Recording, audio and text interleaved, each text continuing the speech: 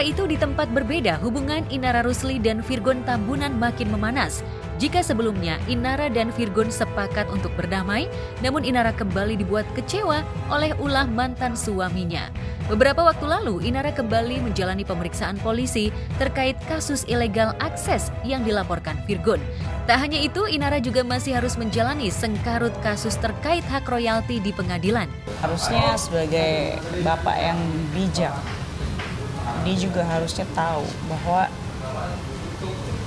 menyakiti ibu dari anak-anak juga bukan perbuatan yang mulia, yang bijak, yang bisa ditiru sama anak-anak. Bukan cuma mempersulit nafkahnya aja, yang sudah turun keputusan di pengadilan. Berapa, yang ditransfer berapa. Gak usah deh yang transfer yang sesuai dengan putusan pengadilan, yang benar-benar secara fakta aja deh gitu. Bulan anak-anak 75 transfer 20. Sisanya kalau bukan saya harus kerja gimana? Sekarang masih harus saya mau menjarakan saya. Saya nggak tahu ya itu dia dan orang-orang di sekelilingnya ini maunya apa.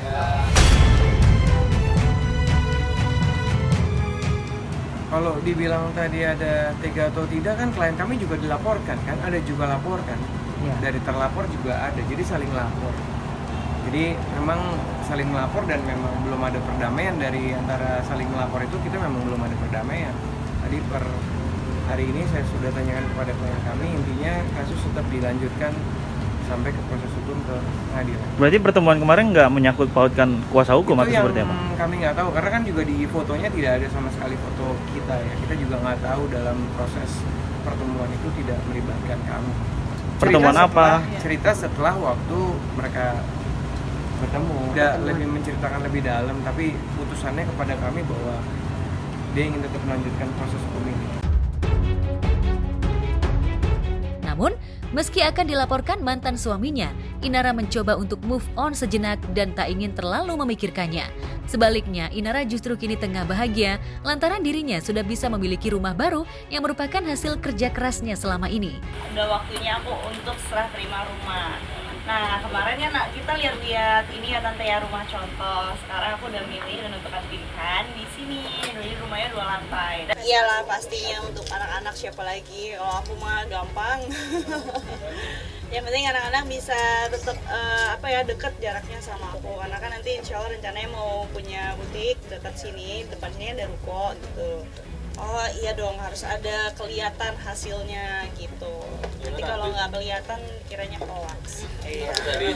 Anak-anak sih belum pernah aku ajak ke sini. Ini kan baru serah terima. Jadi setelah serah terima ini aku akan ajak ke sini. Jadi biar mereka juga bisa lihat. Aku sebagai orang tua juga jadi nggak kepikiran terus gitu. Anak-anak di rumah jauh banget kan kalau rumahku yang sana. Jadi bisa lebih dekat ke sini. Mau ketemu anak-anak tinggal berapa menit dong langsung nyampe, 2 menit nyampe ya.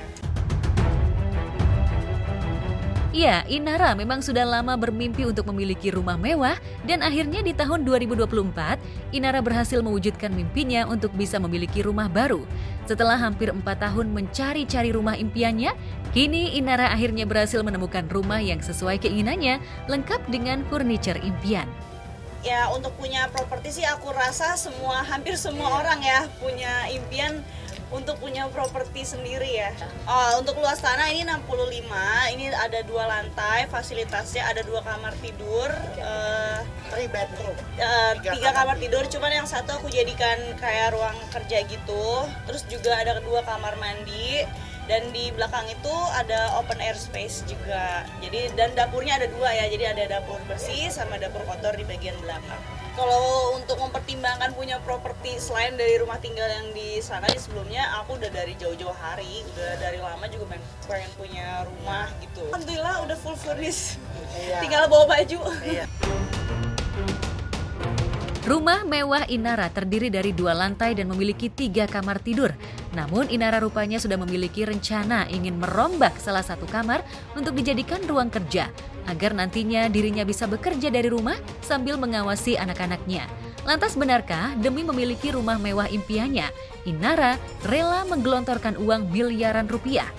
Budgetnya tadi kan udah dijelasin juga, DP itu cukup 5 juta aja dan cicilan juga 3 juta. Bahkan ini dapat cashback juga 5 juta. Jadi sebenarnya DP Tadi balikin lagi ya. DP 0. Ya.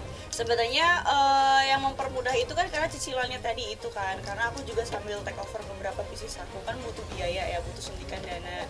Jadi sistem cicilan itu benar-benar mempermudah aku. Bukan berarti uangnya nggak ada, uangnya ada. Cuman kan alangkah bijaknya kalau misalkan uang yang ada ini bisa kita puterin dulu untuk usaha yang lain. Nanti ketika uang itu berkembang kita bisa, mungkin kita mau lunasin setengahnya atau kita mau lunasin seperempat atau bahkan kita lunasin semuanya juga nggak masalah gitu. Kepada awak media, Inara juga memperlihatkan bagian demi bagian setiap sudut rumah baru yang akan ditinggalinya. Nah, karena ruangannya benar-benar terbatas, minimalis, jadi aku maksimalkan ranjangnya ini konsepnya bunker bed. Bagian bawah ini untuk anak-anak belajar dan bagian atas ini ranjang. Jadi benar-benar satu ruangan ini bisa maksimal fungsinya untuk anak belajar dan istirahat. Ini kamar utamanya. Nah, untuk konsepnya sendiri sengaja aku bikin compact desainnya karena kan ruangannya terbatas. Jadi gimana caranya ya supaya ruangan ini bisa tetap spaceful, aku bikin kayak gini. Jadi ranjangnya ini bisa masuk supaya bisa lebih orang lalu-lalang bersih ini juga lebih gampang kan. Ini living roomnya, terus ini dapur bersih. Sekarang kita beralih ke belakang ya. Dapur kotor. Jadi kalau misalkan masak yang pengen lebih heboh lagi, lebih eksperimen lagi bisa di sini. Ada mesin cuci juga, jadi di sini bisa untuk ruangan jemur pakaian. Di sini nih ada bangku dan sengaja ada sedikit tanaman-tanaman supaya bisa kelihatan lebih rindang, lebih teduh. Selain memiliki rumah baru, Inara juga kini masih sibuk mengurusi beberapa bisnis yang tengah dijalaninya. Namun benarkah di balik banyak usaha yang digeluti dan dijalani, Inara masih mengalami kesulitan keuangan hingga butuh suntikan dana? Lantas benarkah bisnis Inara tengah diambang kebangkrutan?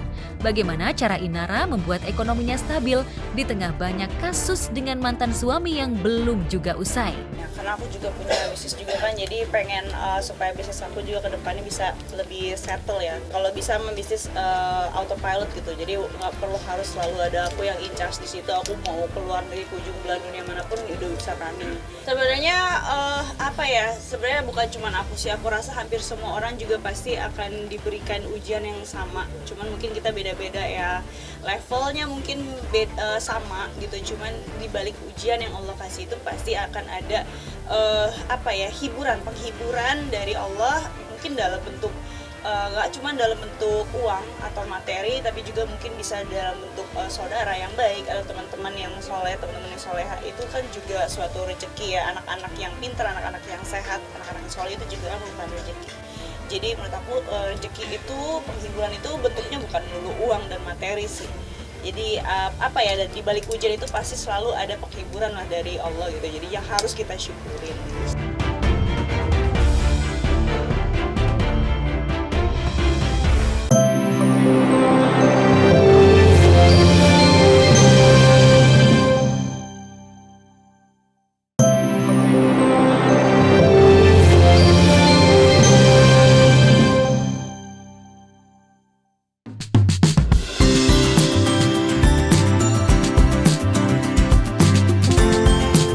Pedangdut dan presenter Putri Isnari tengah menjadi perbincangan publik pasca video lamarannya mencetak viral. Biduan keturunan Bugis Makassar itu mendapatkan uang panai dari calon suaminya Abdul Aziz dalam jumlah fantastis.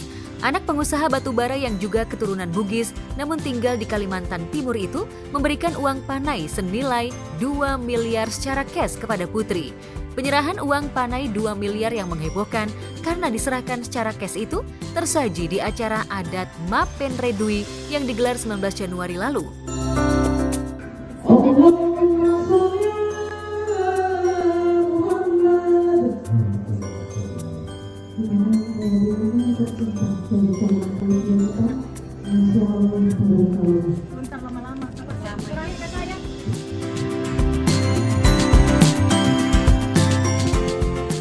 Ditaruh di atas nampan dalam bentuk gepokan, uang panai yang diterima Putri bikin ngiler warganet. Namun banyak pula warganet yang mengkritik sikap keluarga Putri dan Haji Alwi Ruslan Crazy Rich Kalimantan Timur yang merupakan calon ayah mertua Putri karena dianggap ria. Aku udah sempat lihat tuh itu. Menurut aku itu alhamdulillah sih kayak rezeki banget buat dia, karena derajat juga itu ngaruh buat dia kan, karena rezekinya jadi melimpah banget itu. Terus aku juga mau ngucapin selamat juga buat dia, karena aku juga mau sih dapat 2 miliar.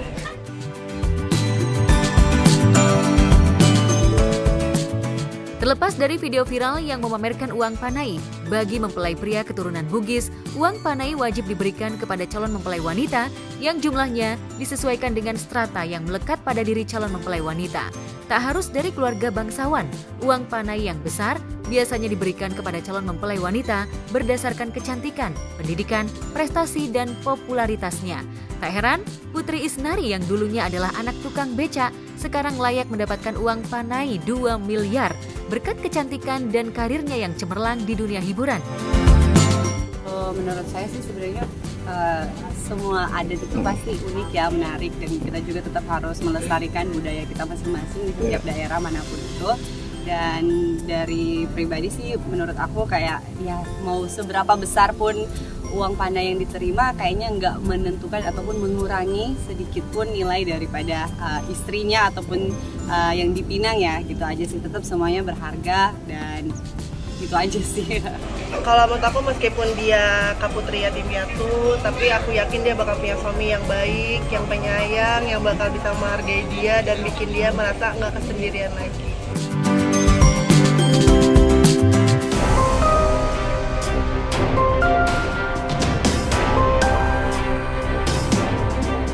Masih dalam suasana duka, setelah ayahnya Suhendri Zoni Al-Rufi meninggal dunia, Amar Zoni harus menerima kenyataan pahit. Rumah tangganya dengan Iris Bella tinggal menunggu ketok palu. Kepastian itu didapat setelah sidang cerai beragendakan kesimpulan selesai digelar secara e-court pada Kamis lalu.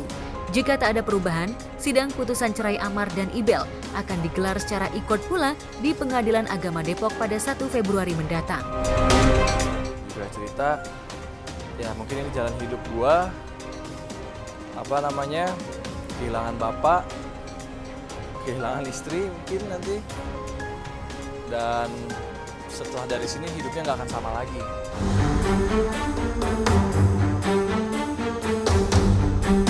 Dalam agenda kesimpulan, pihak Amar Zoni tidak bisa menghadirkan saksi untuk menangkis tuduhan pihak Ibel.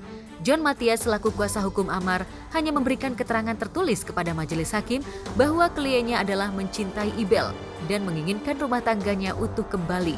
Di sisi lain, Ibel sudah hakul yakin bercerai dari Amar. Wanita berdarah Belgia Sunda itu juga berharap gugatan nafkah anak dan hak asuh kedua buah hatinya dikabulkan oleh majelis hakim. Kalau hasil kesimpulan dari kita itu kan gugatan yang diajukan penggugat itu dalam hal ini Iris Bella ya, diwakili oleh kuasanya, ya semua alat bukti dan saksi-saksi yang dia tampilkan dalam persidangan itu kan bisa kita bantahkan. Dan kemudian ya saksi yang ditampilkan itu juga kan tidak mempunyai kualifikasi saksi. Satu, ART-nya itu kan bekerja 2021, kemudian dia sampai saat sekarang kan digaji oleh Iris. Kita doain yang terbaik ya, semoga yang terbaik, semoga pada sehat. Tapi saat ini dia juga bersyukur dia ada di dalam, karena dia bilang bahwa pada saat gue di dalam ini gue merasa sangat-sangat sangat-sangat bisa dekat sama Tuhan.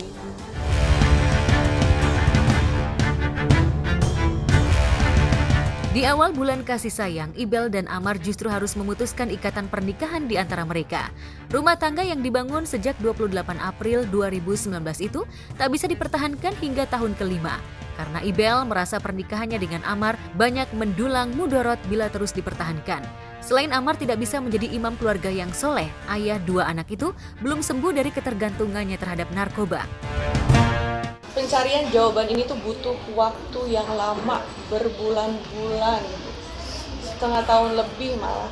Saya mikirkan segala konsekuensinya, saya terus bawa dalam doa-doa saya, dalam sholat malam saya juga. Karena kan memang yang kami dalilkan terkait alasan perceraian, ini di kompilasi hukum Islam, itu kan yang pertama itu sudah jelas ya, karena suami menjadi pemadat ya. Itu salah satu yang menjadi alasan di dalam kompilasi hukum Islam ya. Ya pastinya saya sedih ya sebagai adik melihat abang saya seperti ini gitu ya. Saya pernah ngomong sama dia pas kemarin itu yang sebelum dia masuk lagi, saya bilang ya tolong Bang Amar, sudahlah cukuplah Bang Amar, jangan diulangin lagi kebodohan ini gitu. Karena bagaimanapun juga ya sebenarnya Bang Amar sedang menyakiti diri Bang Amar sendiri gitu ya. Dan setelah masuk lagi, dia pernah bilang sama saya pertama kali ya, dia bilang ya gue sakit katanya, gue sakit, gue maafin gue sakit kata dia, gue butuh dokter katanya, gue sakit.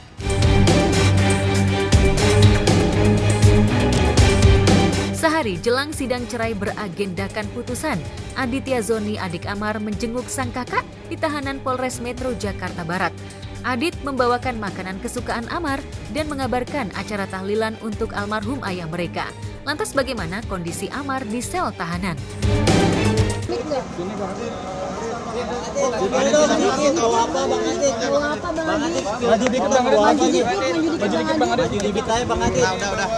Sate Padang. Oh, favorit Bang Amar ya, Bang? Ya, kesukaannya Bang Amar. Turunan nih. Padang. Kita tadi agak lama dari di situ. Ya, ada request ya dari makanan, ada request. Nggak ada sih, dia nggak ada request apa-apa, cuman memang dia suka sate Padang. Yang tadi saya bilang sih kalau baju kan udah disiapin di sana, gitu kan. Kalau misalnya baju-baju kaos ya tinggal bisa dibeli, gampang sih, gitu. Ntar update kondisi anak-anak juga nggak sih, Kak Amar? Apa aja mungkin? Ya mungkin nanti dikasih waktu untuk video call lah ya sama anak-anak. Oke, siap. Ya tadi Bang Amar kelihatan lebih segar ya. Memang matanya masih agak bengap. Oh bengap. Aman tapi. Ya bengap. Terus matanya agak-agak. Nangis terus kali ya. Tapi tadi cuman kita ngobrol-ngobrol, main panjang, ngobrolin tentang bapak juga. Tentang kita bertiga harus menjaga lagi keharmonisan, kerukunan. Terus kita diingatkan lah, sholat terus lah kan gitulah, doain untuk bapak. Saya tahu dia kecil lagi mana. Dan di situ saya menguatkan kalau oke, bapak udah nggak ada. Cuman di sini masih ada kita, masih ada saya, masih ada Panji. Jadi gimana caranya kita tuh harus benar-benar saling support.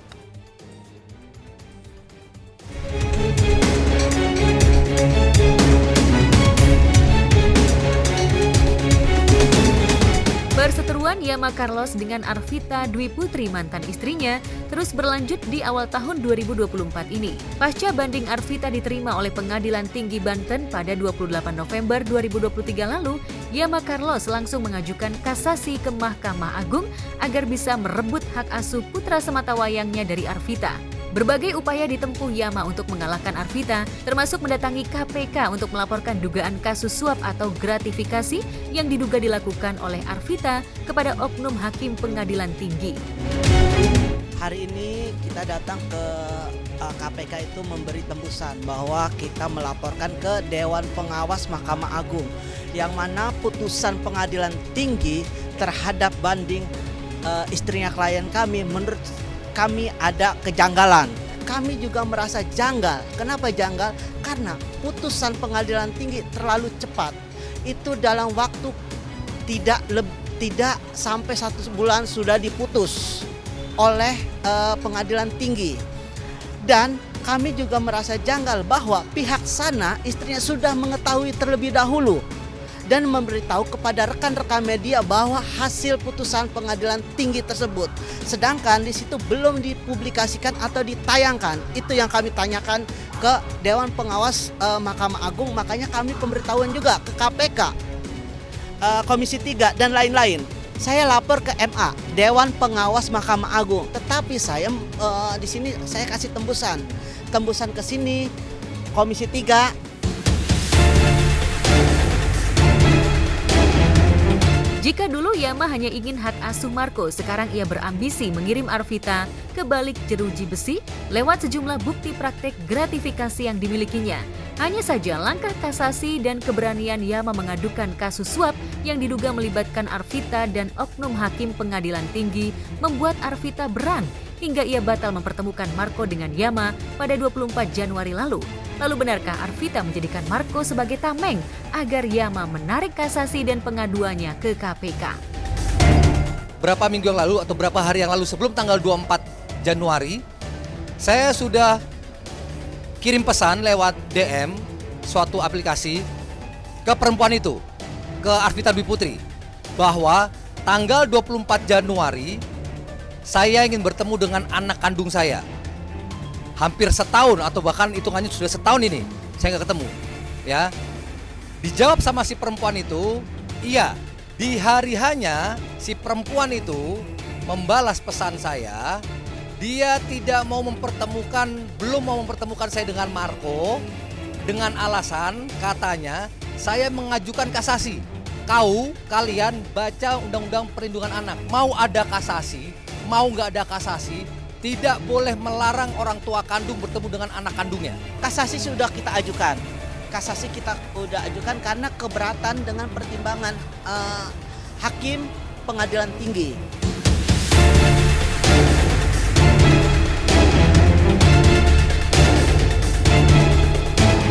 Selain rebutan hak asuh anak, Yama juga berusaha menjerat Arvita dengan kasus pidana yang sudah ia laporkan ke Polres Tangerang Selatan beberapa waktu lalu. Yama menuding Arvita melakukan penelantaran anak selama dirinya kabur dari rumah dan hidup secara nomaden di rumah laki-laki yang membackinginya. Lalu benarkah Yama juga akan membuat laporan baru terkait akses ilegal dan teror dari oknum yang diduga suruhan Arvita? Ya, soal sadap menyadap dan teror-menteror segera kami laporkan kepada pihak yang berwajib. Saya sudah mengantongi akunnya, saya juga sudah serahkan ke Bang Ricci. Diduganya siapa sudah saya sampaikan semua ke lawyer saya.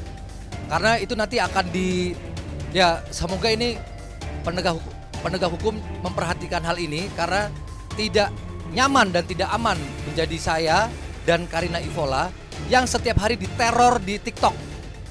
Sampai tempat tinggal saya dan patokan rumah saya disebutkan. Bahkan plat mobil saya disebutkan di TikTok. Sengaja saya nggak hapus komennya supaya bisa saya jadikan bukti.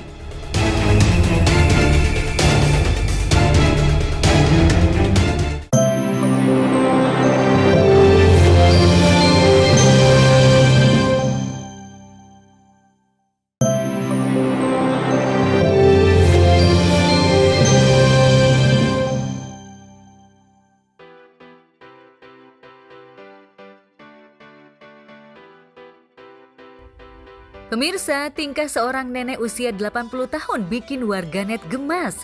Bagaimana tidak, sang nenek meminta kepada cucunya untuk merayakan dan mengadakan pesta ulang tahunnya ke-80, layaknya perayaan ulang tahun anak-anak. Dan beruntung, sang cucu mau memenuhi keinginan neneknya.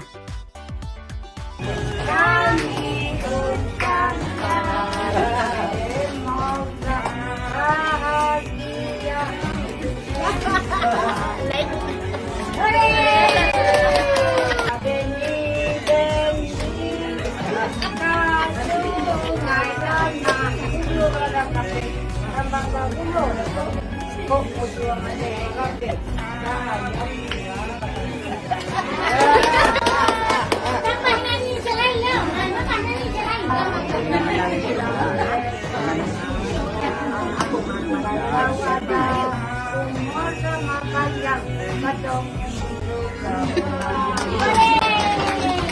Lucu lah, lucu banget.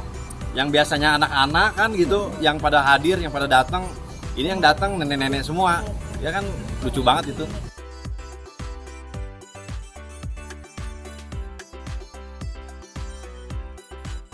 Ya, sama seperti pesta ulang tahun pada umumnya, sang nenek juga mengundang teman-teman sebayanya. Para nenek-nenek ini pun begitu happy sambil menyanyikan lagu Selamat Ulang Tahun.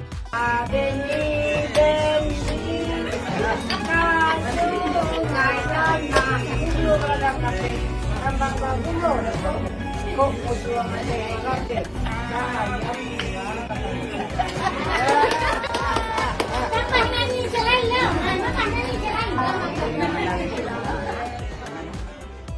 nenek dan teman-temannya yang terlihat happy tentu saja menjadi sorotan warganet. Banyak warganet yang berkomentar lucu melihat tingkah sang nenek yang merayakan ultah.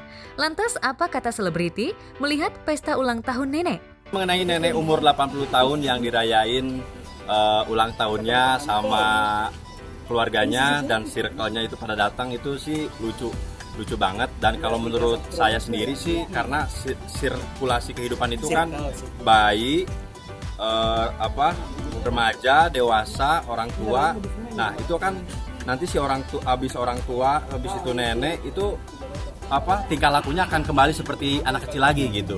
Jadi mungkin kita sebagai keluarga ya sah-sah aja buat nyenengin nenek gitu. Jadi menurut saya sih sah-sah aja. Sama kali, lucu banget. Jadi suatu terobosan terbaru gitu untuk membahagiakan kedua orang tua kita atau enggak nenek kita gitu kan. Mumpung masih ada, kenapa enggak gitu. Daripada nanti udah nggak ada, nyesel kemudian gitu. Jadi mumpung ada, ya udah sebisa mungkin kita bagiain nenek kita, keluarga kita, kedua orang tua kita, semuanya gitu. Itu keren banget sih. 80 tahun kepikiran buat ngerayain ultahnya, berarti masih bener-bener sayang banget sama dirinya sendiri ya. Masih bener-bener suka menjalin silaturahmi, dan tanggapannya menurut aku itu sah-sah aja, berhak viral banget sih. Karena mungkin aku juga kalau udah umur segitu, kalau masih pengen fun ketemu teman-teman, aku bakal ngelakuin hal yang sama.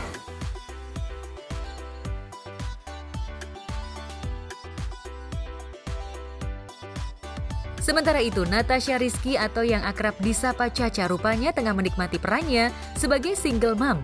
Caca seolah ingin membuktikan jika dirinya baik-baik saja pasca bercerai dari Desta Mahendra.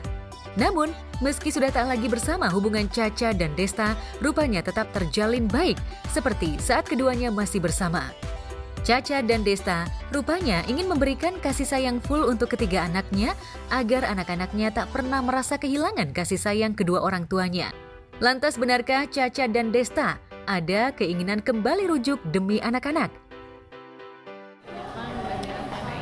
Seru sih, pokoknya seru mah. Kita mah semua baik-baik aja. Doain aja yang terbaik. Menjaga kerapannya gimana? Ya, co-parenting yang baik. Ya, makasih.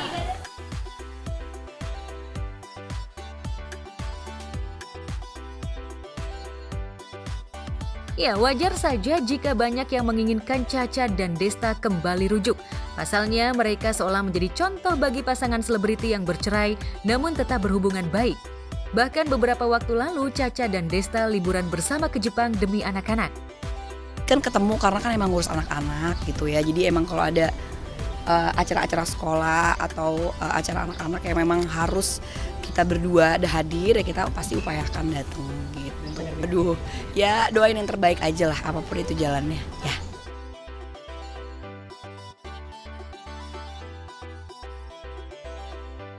Didoakan kembali rujuk, Caca pun hanya menanggapi dengan santai. Dirinya hanya mengamini doa yang terbaik. Namun, untuk saat ini Caca memilih untuk menikmati kesendiriannya dan fokus melebarkan bisnis busana muslim miliknya. Karena aku punya fashion brand sendiri ya, jadi udah punya karakter sendiri gitu. Aku emang sukanya yang simpel-simpel aja. Ini lagi ada temen aku lagi berkolaborasi, jadi temanya emang yang motif-motif ya, jadi cantik banget, bagus gitu, cocok buat Ramadan. Lebih sukanya warna Warna, aku lebih suka warna-warna monokrom sih gitu, warna-warna yang polos, yang kalem-kalem gitu. Jadi memang disesuaikan sama kondisi juga, tempatnya juga gitu.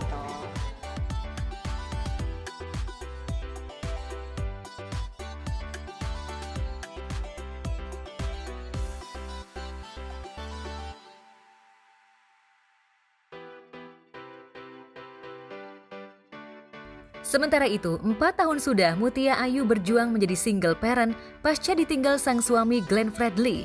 Dan selama ini Mutia kerap memendam kerinduan kepada Glenn. Tak ayal di saat dirinya merindukan Glenn, dirinya kerap menangis diam-diam.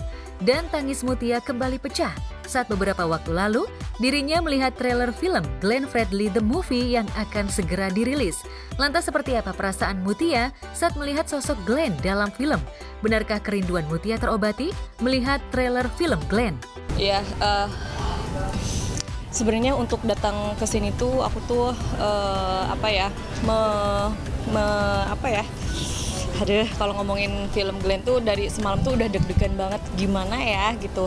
Apakah meskipun trailernya takutnya nangis dan ternyata iya nangis. Karena jujur aja aku tuh udah lama banget kan nggak nangis mengingat Glenn ini. Jadi jadi hari ini rilis lagi untuk nangis lagi seperti itu. Ya pastinya aku tuh bangga banget ya melihat akhirnya film Glenn tuh sedikit lagi menuju rilis gitu. So memang dari awal juga aku udah tahu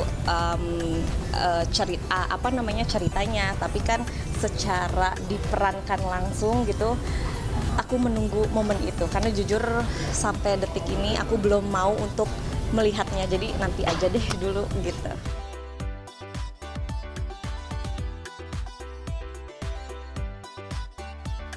Ya, dalam film Glenn Fredly The Movie, Mutia rupanya juga turut andil untuk memberi masukan agar film ini nantinya sesuai kehidupan nyata. Mutia bahkan memberikan saran kepada tim produksi agar pada saat momen pernikahan dirinya dengan Glenn nanti harus sesuai mulai dari wardrobe, sepatu hingga make up agar nanti hasilnya seperti real. Aku tuh dari awal juga bilang sama Daniel gimana pun caranya supaya di sesi pernikahan ini semuanya real gitu. Artinya dari mulai pakaiannya, dari mulai sepatunya gitu, dari mulai make up dan pokoknya ngikutin apa yang dulu aku nikah gitu. Jadi bener-bener dan bajunya semua aku kasih ke tim produksi.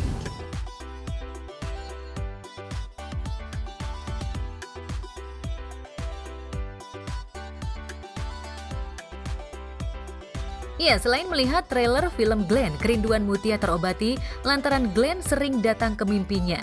Meski hanya lewat mimpi, Mutia bersyukur lantaran rasa rindunya sedikit terobati.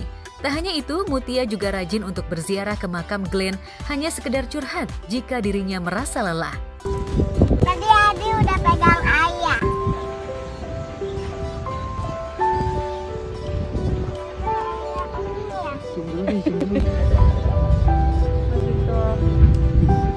Sayang sama ayah. Ayah aja itu.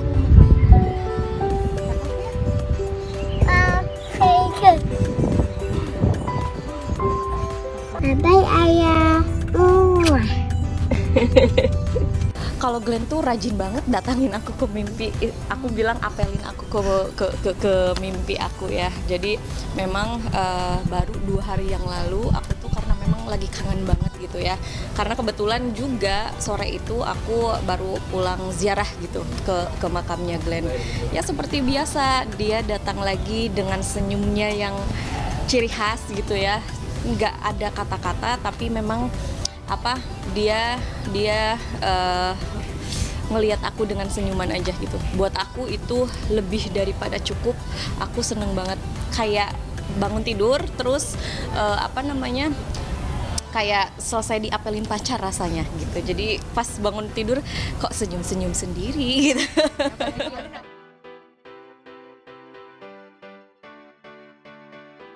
Kerinduan rupanya juga tak hanya dirasakan oleh Mutia. Gewa, putrinya, juga kerap menanyakan tentang sosok sang ayah. Hal ini tentu saja menjadi hal berat bagi Mutia.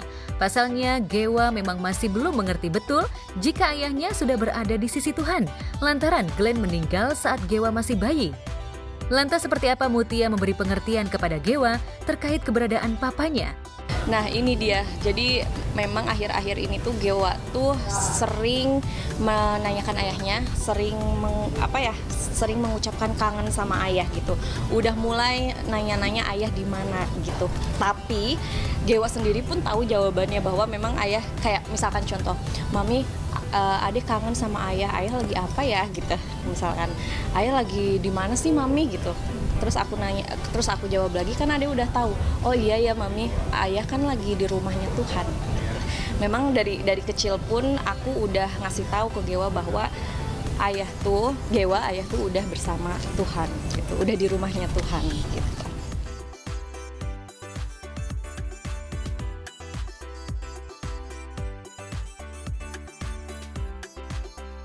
Mutia memang mengaku dirinya begitu berat harus menjalani peran sebagai seorang ibu dan juga ayah untuk Gewa putri sematawayangnya. Namun meski berat, Mutia tak ingin mengeluh dan menangis di hadapan putri sematawayangnya Gewa. Mutia selalu berusaha untuk tetap tersenyum dan mencoba menjalani ujian dengan tegar. Lantas benarkah Gewa selalu menghibur Mutia saat dirinya kepergok tengah menangis?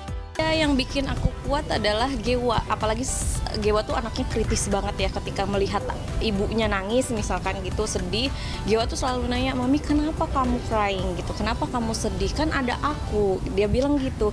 Atau misalkan dipeluk sama Gewa, "It's okay Mami, kan ada Gewa." Selalu Gewa yang menambahkan aku gitu. Kalau karakter Glenn banget. Gewa tuh Glenn banget, mirip banget sama Glenn, sweetnya, perhatiannya, terus dari kata-katanya, bau kulitnya pun itu Glenn banget Gewa tuh.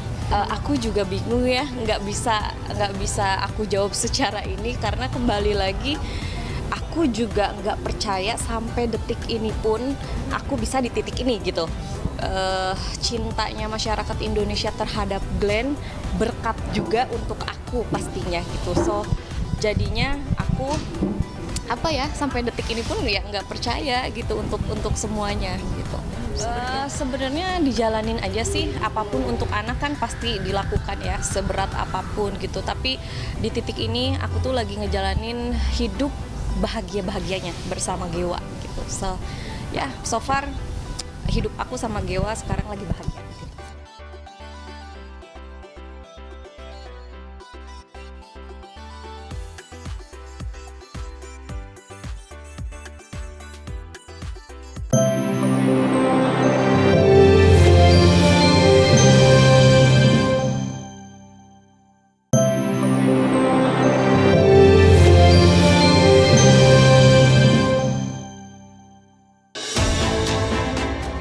Pemirsa, aksi heroik Satpam Komplek yang gagalkan pencurian sepeda motor jadi sorotan dan viral di media sosial. Peristiwa yang terekam melalui kamera CCTV tersebut terjadi di Jalan Antorium, Kelurahan Cisaranten Kulon, Kecamatan Arca Manik, Kota Bandung, Jawa Barat. Ya, pelaku yang berjumlah 2 orang gagal melancarkan aksinya usai diketahui seorang satpam yang tengah bertugas di kawasan komplek tersebut. Dari kamera CCTV terlihat upaya satpam menghalau pelaku untuk kabur. Dari rekaman video CCTV yang beredar terlihat 1 orang tengah membawa motor yang diduga oleh satpam yang tengah berpatroli, dikenali sebagai motor milik salah satu penghuni komplek. Saat dicegat, pelaku sempat mengaku ingin menservis motor milik korban. Untung di sini satpamnya langsung respon. Jadi satpam ini udah ini satpamnya termasuk bagus ya. Dia mengenali warga, dia mengenali motornya, makanya di sini berhentikan. Berhenti katanya, itu kayaknya bukan motormu katanya. Kayak orang baru di komplek ini, kata satpam ini. Bagus ini satpamnya. Namun, satpam tersebut merasa janggal dan mengkonfirmasi langsung ke pemilik rumah akan kebenaran informasi tersebut. Ternyata benar, sang pemilik motor mengaku tak ada niat menyervis motor. Dengan cepat, satpam pun langsung mengabarkan satpam lainnya yang tengah berjaga di pos jaga untuk mencegat pelaku curanmor. Panik, aksinya telah dicurigai. 2 pencuri sepeda motor pun langsung kabur meninggalkan motor yang sempat dibawanya dan kemudian melarikan diri dengan sepeda motor yang ditumpangi rekannya. Udah curiga kan? Udah ketahuan maling orang itu langsung lari. Ini dicoba dikejar sama satpam. Waduh. Tetaplah satpamnya. Terlihat pemilik motor merasa lega saat datang ke pos jaga dan melihat motornya masih bisa diselamatkan. Hal tersebut tentu lantaran aksi gercep satpam komplek. Beragam sorotan hingga pujian pun disematkan untuk Pak Satpam. Bahkan tak sedikit yang mengatakan satpam tersebut cocok jadi polisi atas aksi heroiknya. Ini kan lagi marak banget ya, ada satpam yang berhasil menggagalkan pencurian sepeda motor. Nah, itu baru keren. Ini baru satpam yang kerjanya bener-bener, bukannya aku tuh pernah lihat kalau satpam tuh ada yang kerja tidur gitu kan. Nah kalau ini berarti buat motivasi para satpam-satpam yang lain supaya bekerja lebih giat lagi seperti ini. Dan menurut saya perlu diapresiasi kalau misalkan satpam ini dikasih ucapan selamat atau mungkin hadiah yang seperti apa, mungkin nanti para satpam yang lain akan menjadi motivasi bahwa memang kita harus kerja yang giat, kerja yang bagus. Karena gini, kalau kita kerja dimanapun, kita menunjukkan prestasi, kita menunjukkan bekerja dengan baik, itu pasti akan mendapatkan kebaikan. Itu artinya tidak makan gaji buta Pak Satpamnya. Semangat Pak Satpam!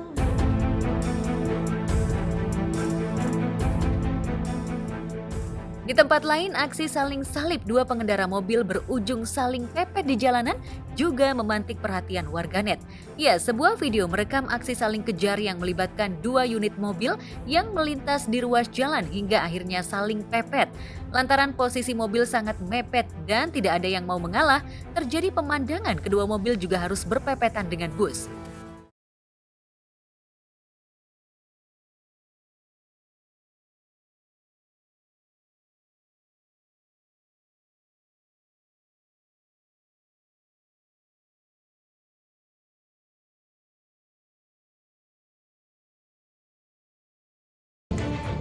Ya, kejadian saling susul-menyusul bahkan memepet kendaraan lain kerap terjadi di jalan raya.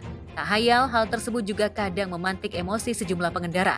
Video saling salib dua pengendara mobil pun juga menuai komentar selebriti. Perlu ditingkatin lagi sih kesadaran di masyarakat Indonesia ya, kalau memang misalnya lagi macet-macetan gitu ya udah sabar aja, sadar diri aja gitu loh, sabar untuk ngantri, sadar diri juga itu mobil tuh muat atau enggak masuk ke jalur itu gitu sih. Ya itu sih namanya di jalan, kalau nggak nabrak ya ditabrak. Kita udah hati-hati, terus ada orang lain yang nggak berhati-hati, itu juga bisa jadi kendala kan. Namanya di jalan ya udah ngalah aja lah gitu ya. Dan menghindari hal-hal yang nggak penting, maksudnya kan kalau pepet-pepetan kayak gitu kayak tadi tuh ngebuang waktu satu. Yang kedua ya pastinya penyelesaiannya bakal lebih lama nih gitu, mendamaikannya, atau malah gontok-gontokan atau pukul-pukulan, nggak ngerti itu pasti berantem kan. Sabar aja di jalan, ngikutin ketentuan yang berlaku, aturan diikutin.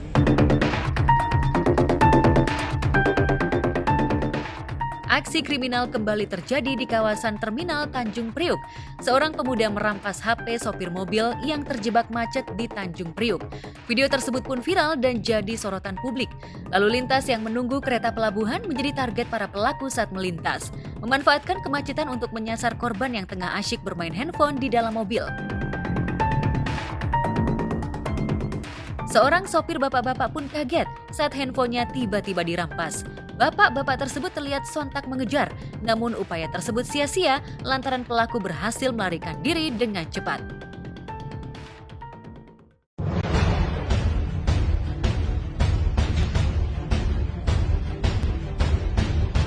Aku rasa kasihan sih sama bapaknya karena HP-nya udah kejamretan.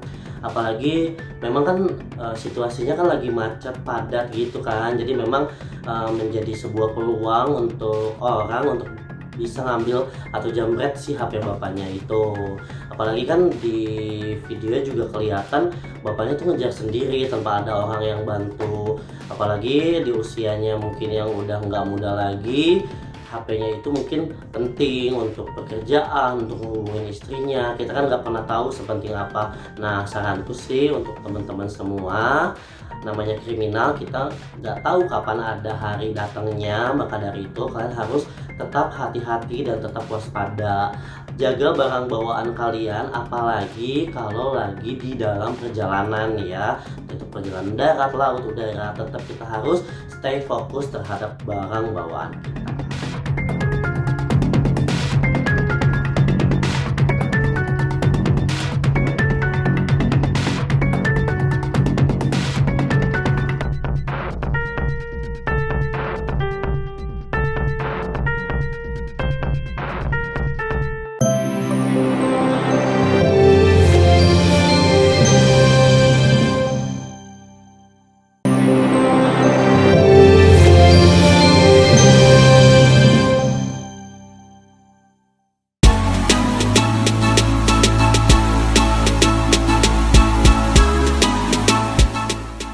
Kata orang ibu hamil yang ngidam kadang maunya suka macam-macam alias ngadi-ngadi. Nah, buktinya si ibu ini nih. Walah, mentang-mentang baru mengandung anak pertama, entah kesambet apa, tapi gegara ngidam ingin naik motor polisi, ia nekat mendatangi pos polisi di kawasan Taman Pinang Indah Sidoarjo hanya untuk memenuhi keinginannya untuk keliling kota naik motor polisi. Iya, pengen gue baca ya apa? Pengen tutno.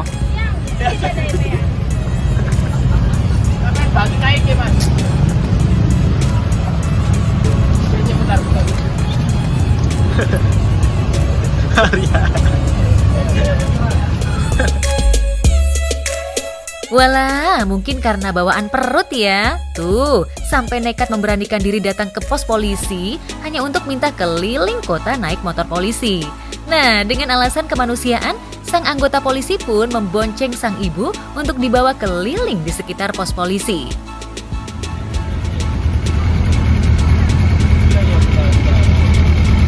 Nanti balik sini lagi Mas Yo. Iya.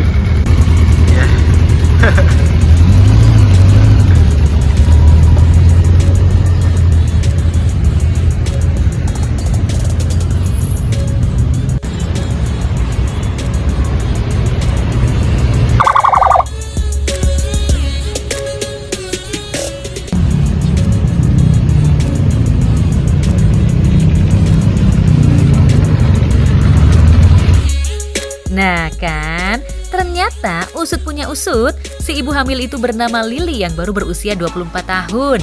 Warga Masangan, Sukodono, Sidoarjo ini bener-bener kebelet ngidam pengen keliling naik motor polisi. Lucu juga ya. Tak pelak karena keinginan ngidamnya terpenuhi, membuat wanita asli Sidoarjo ini merasa senang dan gembira. Senang apa? Enak dah.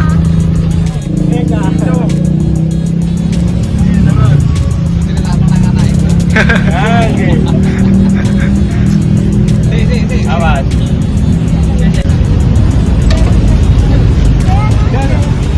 Pak, gimana rasanya, Pak? Seneng banget. Setelah terpenuhi keinginannya ngidam naik motor polisi, sang wanita didampingi suaminya akhirnya mengucapkan terima kasih kepada anggota polisi yang memenuhi keinginan ngidamnya.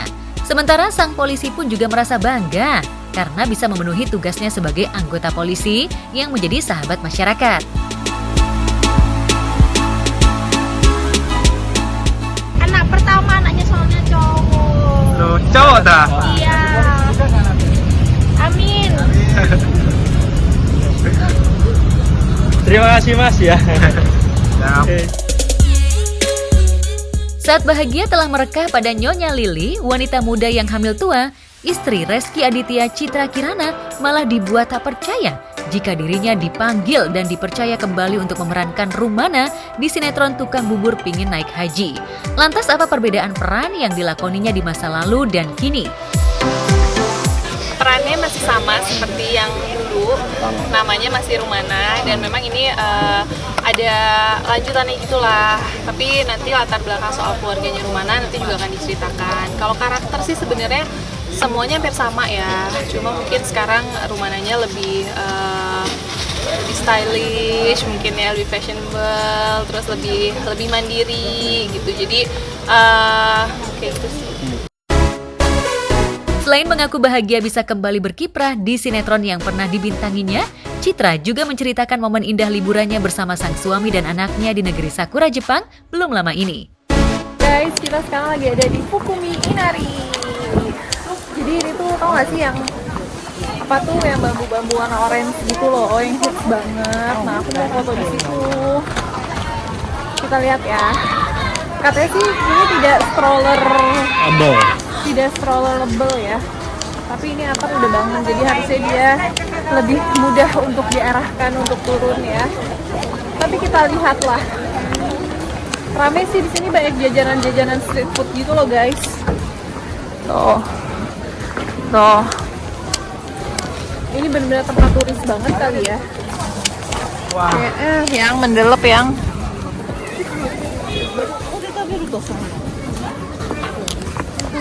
Tuh, ini ada kayak crab stick. Pokoknya street foodnya banyak banget di sini.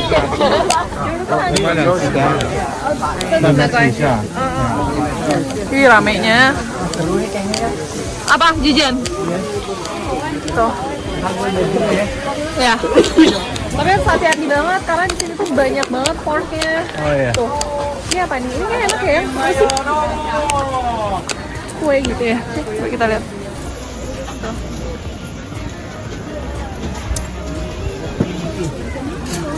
Apa tuh? Tuh. Ada si kentang-kentang putar-putar. Tapi di Indonesia juga banyak. Oke. Ini adalah gerbangnya. Gerbang. Tuh. Awannya dong yang lihat langitnya birunya. Wow. Ini nggak edit dan nggak pakai filter ya guys. Nah, edit Tuh. Lihat dong. Langitnya sebersih itu. Kita kayak di Indonesia jarang banget dapetin langit sebiru ini gitu. Ini bisa nih. Coba nih. Colorable. Oke nih. Ayo yang. Kenapa masuk angin? Yang are you okay yang? I'm good. Abang seru tidak jalan-jalan ya? 3. Oh 3. Ke Osaka, Tokyo, sama ke Kyoto. Chiki demikian ia karib disapa, sengaja memilih Jepang sebagai destinasi liburannya lantaran Jepang dinilainya banyak menyimpan kesan bagi dunia anak. Kita makan dulu. Yang kacanya makan apa ya? Oh? Enggak. Di tas nggak? Enggak. Ada ya? Ada. Seperti sudah biasa? Seperti biasa aja. Ada. Ya nggak biasa aja. Ya aja kayak di Alif ada nih. Di Alif ada ya? Udah. Itu memilih Jepang kenapa tuh Kak Cici? Ya soalnya kids friendly juga, jadi kayak seneng aja ajakin anak. Kan kebetulan sekarang syuting jadi aja.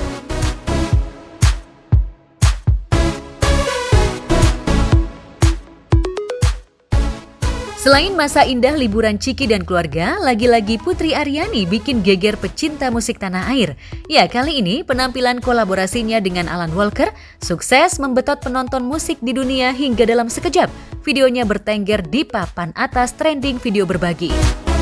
If only I was wide awake. With Putri Aryani. And when you dive into the blue, I'll be right next to you. If only I was next to you. Debut kolaboratif yang apik dengan judul ini adalah ketika kita itu bisa untuk being true to ourselves. Ya, nama Putri Aryani sendiri mencuri perhatian publik hingga namanya mendunia setelah penampilan apiknya di sebuah ajang pencarian bakat paling bergengsi di Amerika tahun 2023 lalu. Sejak saat itu, nama Putri Aryani sebagai musisi makin meroket. Namanya seolah terus menjadi perbincangan. Dan debutnya kali ini bersama Alan Walker seolah menjadi pembuktian jika Putri Aryani benar-benar telah melesat namanya menjadi musisi dunia. No matter what they say, no matter apa yang orang-orang bilang tentang kita, selama kita masih dalam konteks yang positif, kita tetap bisa jadi diri sendiri, cause this is who you are. And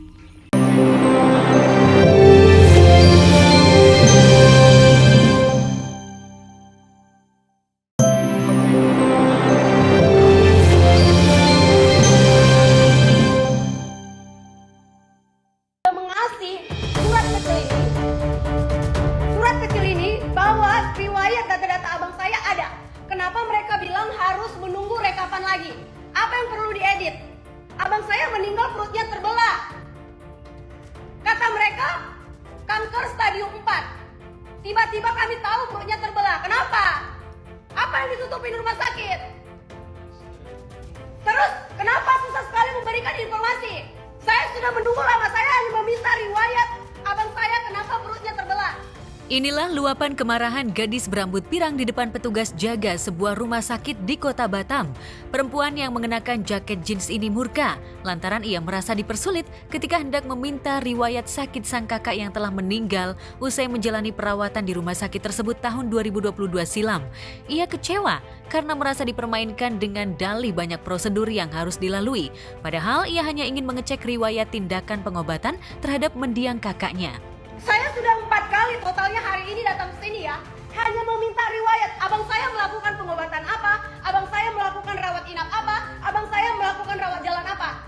Kenapa rumah sakit awal bros sebesar ini susah memberi? Kemarin dengan alasan harus ada surat kuasa. Saya sudah mendapat surat kuasa. Dari luapan emosi yang meluncur dari mulutnya, tampak wanita tersebut mencurigai kematian kakaknya karena ketika tutup usia diduga dalam kondisi tubuh terbelah. Saya hanya mempertanyakan kenapa perut abang saya terbelah. Katanya kanker stadium 4. Apakah proses pembedahan ada di kanker stadium 4? Apa? Enggak bisa tenang karena saya bolak-balik ditaruh kayak bola pingpong ya. Ibu tadi nyuruh saya pulang dan menunggu proses. Saya sudah baik-baik berbicara, saya menunggu. Karena sebelumnya customer service mengatakan masih ada video. Coba putar video. Kalian sip sama sesama rekan informasi untuk customer service enggak? Kenapa? Enggak ada? Harus berapa lama saya menunggu proses? Entah seperti apa kebenarannya, namun sejak video luapan amarah itu viral dan banyak diposting akun gosip, tak lama berselang melalui laman akun gosip, pihak rumah sakit langsung mengklarifikasi melalui tulisan panjang. Pada keterangan itu, pihak rumah sakit mengklaim sudah melakukan tindakan medis sesuai ketentuan hukum, bahkan sudah meminta persetujuan hingga memberikan rekam medis ke istri almarhum. Ya, entah karena efek operasi pembedahan atau ada tindakan yang diduga khusus untuk pasien kanker. Yang jelas perempuan ini kecewa karena pihak rumah sakit diduga memperlambat permintaannya, diduga karena berkas perawatannya harus dicari dan diedit ulang. Kenapa harus rumah sakit menunggu lagi? Emang riwayatnya belum ada. Mau diedit apa lagi? Harus enggak, gini loh. Saya hanya meminta riwayat ya. Riwayat. Itu abang saya sudah meninggal 2022. Oke? Saya di 2024. Kenapa harus menunggu? Emang di komputer tidak ada data-datanya langsung? Rekapan apa? Mereka mau edit apa? Saya hanya mau melihat semua data riwayat saat abang saya melakukan pengobatan di rumah sakit sebesar Awal Bros ini. Saya juga perlu CCTV pada saat abang saya melakukan pembedahan perutnya. Di situ nggak ada CCTV karena itu ruangannya. Oke, nggak ada CCTV di lift. Abang saya dipindahkan melalui apa? Tangga. Abang saya dipindahkan melalui apa? Mau dijelaskan sama ibu. Bukan dijelaskan, dia menyuruh saya langsung pergi dan menunggu waktu. Jika seorang wanita yang mengaku adik pasien yang meninggal meradang karena pelayanan salah satu rumah sakit di Batam, Bengkulu, kisah miris lagi-lagi mencungkil nurani akal sehat publik. Ya, HR, oknum guru agama di Bengkulu Utara, diduga telah melakukan aksi biadab dengan melakukan ruda paksa terhadap 24 siswinya sendiri. Atas aksi kejinya, HR yang masih berusia 30 tahun ini akhirnya tak berkutik ketika diringkus polisi. Sebelumnya, pegawai negeri sipil ini dilaporkan sejumlah wali murid atas aksi pencabulan yang dilakukannya. Tak tanggung-tanggung, sebanyak 24 siswi sekolah dasar menjadi korban pencabulan HR. Aksi bejat pelaku ini dilakukan saat praktik sholat tepat proses belajar mengajar tengah berlangsung. Soal-soal yang lagi dikerjakan sama siswi-siswinya di kelas didekati, tapi tangan pelaku memegang bagian vital siswi-siswinya. Nggak kebayang kan kayak gimana, ya Allah, nauzubillah min dzalik, ya Allah, astagfirullahaladzim. Aduh, amit-amit Bang Bayi ya, jangan sampai, mudah-mudahan dijauhin deh sama orang-orang yang kayak gitu ya. Mudah-mudahan anak kita dijaga terus. Karena kok bisa ya punya pikiran sejauh itu gitu loh. Gerakan sholat gitu, bingung saya berkata-katanya, ya kan? Saat digiring ke kantor polisi, tersangka sempat berkelit dalam pemeriksaan. Namun setelah dilakukan pemeriksaan lebih dalam, tersangka pun akhirnya mengakui perbuatannya. Anak-anak masih di bawah umur. Jadi korban rata-rata sampai dengan saat ini masih banyak yang tidak melapor. Aksi bejat oknum guru agama ini jelas mencoreng nama baik sekolah dan profesi guru agama. Lantas apa reaksi para selebriti? Kalau menurut saya sih, apalagi ini menyangkut agama, guru agama pula, ya kan? Dia harusnya yang lebih paham masalah agama. Kalau menurut saya dia dikasih hukuman seumur hidup deh, karena bukan 1-2 orang ya, 24. Itu banyak banget. Itu yang ketahuan loh. Yang nggak ketahuan mungkin lebih banyak lagi. Mungkin ada lagi adik kelasnya, kakak kelasnya, kita nggak tahu. Ada yang berani ngomong, ada yang nggak berani kan. Pasti masih lebih banyak lagi. Lebih baik mendingan hukuman mati deh ya. Jelas itu mah. Apalagi kalau itu kan udah sakit. Menurut aku sih ya itu udah sakit. Ya dikasih hukuman seberat-beratnya deh. Karena menyangkut masa depan kan. Dan ini psikisnya anaknya yang kena. Buat ibu-ibu yang di luar sana, seperti saya yang sebagai ibu, lebih waspada lagi menjaga anak-anaknya, lebih jangan terlalu dilepas juga kali ya di sekolah ya Mas ya. Karena tetap harus diawasin.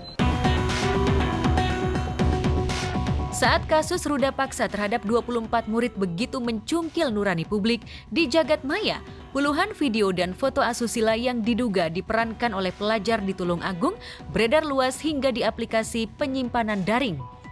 Yang mencengangkan, dalam aplikasi penyimpanan daring yang beredar, setidaknya terdapat 26 video dan 20 foto bugil korban. Bahkan, dalam salah satu video, pemeran masih memakai baju seragam putih berlogo salah satu SMK negeri di Tulung Agung. Berdasarkan laporan yang kami terima, ibunya menerima pesan dari nomor yang tidak dikenal melalui aplikasi WhatsApp yang menyebarkan foto maupun video dari korban tersebut.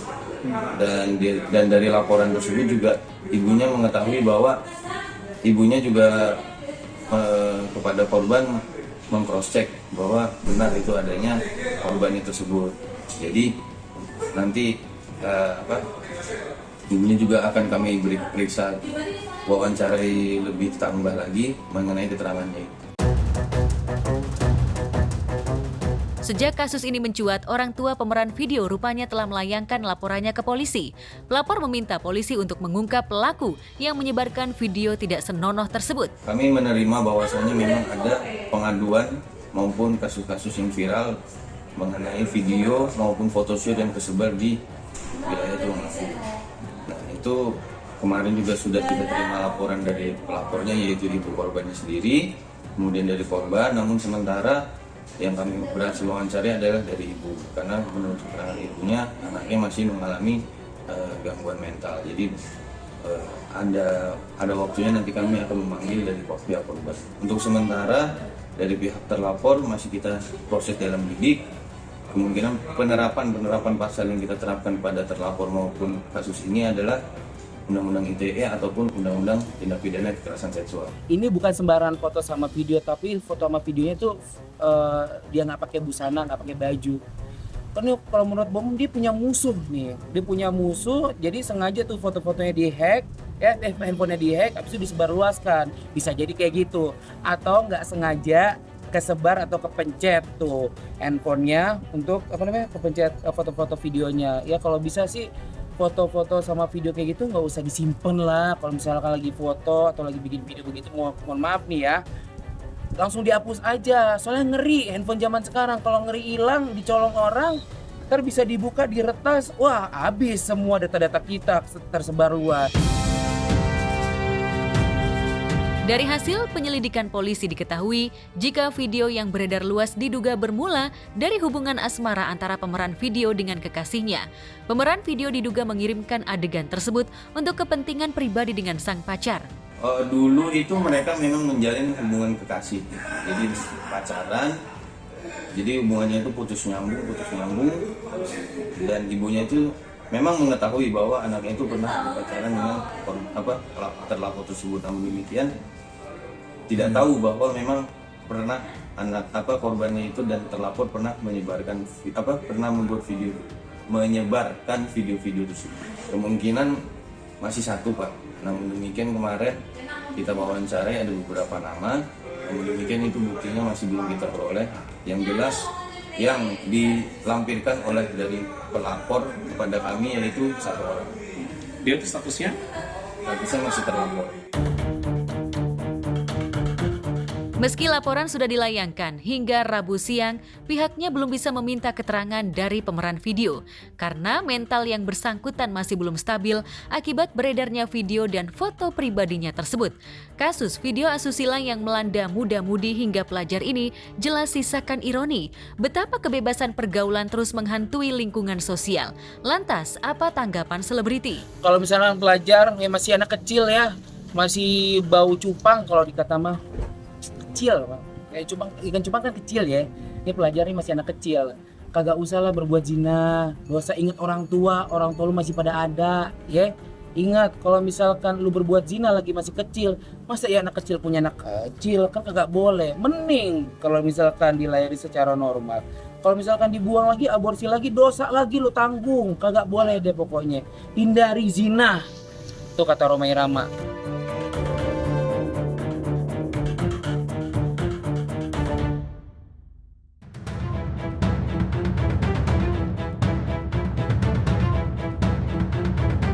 Maraknya aksi asusila hingga prostitusi online hingga melibatkan pelajar di tanah air jelas tak bisa luput dari mudahnya akses tontonan dewasa. Para pembuat konten syarat asusila bahkan sudah sedemikian merajalela hingga para aktor di dalamnya banyak meraup keuntungan dari praktek konten asusila. Salah satu yang paling hangat digerebeknya rumah produksi film dewasa di kawasan Jakarta Selatan yang sempat heboh di penghujung tahun 2023 lalu. Hingga kini kasusnya mulai terang benderang, bahkan tak hanya pemilik rumah produksi dan kru yang sudah ditetapkan sebagai tersangka, termasuk bintang atau pemeran di dalamnya seperti Siskae. Wanita yang selalu tampil seksi memberi efek stimulasi libidinal dalam setiap aktingnya ini diduga cukup berperan mencemarkan gairah dan hasrat yang liar melalui film dewasa yang diperankannya. Dan baru-baru ini, setelah beberapa kali mangkir dari panggilan polisi, pemeran film asusila yang sudah ditetapkan polisi sebagai tersangka ini tak berkutik ketika diciduk di apartemen miliknya. Video penangkapan Siskae bahkan viral di jagat maya. Mbak Siska dari sini, Mbak. Dari sini, Mbak. Dari sini. Nah. Gimana? Gimana Kak Siska? Mundur dong, mundur. Kabur ya? Halo, Mbak. Mbak, tanggapannya dong dikit. Itu awasnya gimana, Mbak?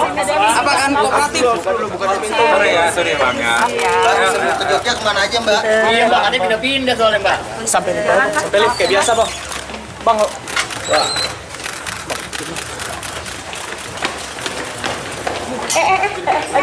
Mbak.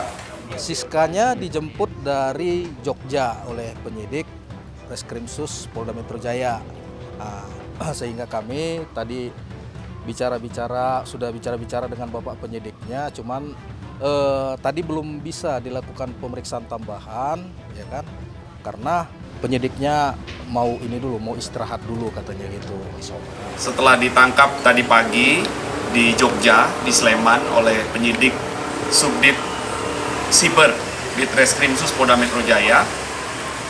Kemudian tersangka FCN alias S telah tiba di Polda Metro Jaya sekitar pukul 19 WIB hari ini, hari Rabu. Dan tersangka dikasih kesempatan untuk makan malam dan telah dilakukan pemeriksaan kesehatan terhadap tersangka FCN alias S. Juga dilakukan tes urin dengan hasil negatif. Kemudian rekan-rekan tadi saksikan tersangka S sudah selesai dilakukan pemeriksaan kesehatan dan tes urin, dan selanjutnya dilakukan pemeriksaan lantai 5 di gedung Polda Metro Jaya oleh Subdit Siber di Reskrimsus Polda Metro Jaya.